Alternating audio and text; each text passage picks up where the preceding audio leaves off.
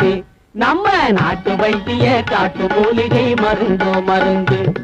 உடல் நரானவே உண்மையோடு பலர் உண்டது கை கண்டது நாட்டு வைத்திய காட்டு மூலிகை மருந்தோ மருந்து ஏட்டு மூலமாய் 15 சித்தர் பாட்டாய் திருவாய் மலர்ந்தது ஏட்டு மூலமாய் 15 சித்தர் பாட்டாய் திருவாய் மலர்ந்தது சிரேஷ்டமானையும் மருந்துகள் ஒவ்வொரு வீட்டிலும் இருப்பது நல்லது நாட்டு வைத்திய காட்டு மூலிகை மருந்தோ மருந்து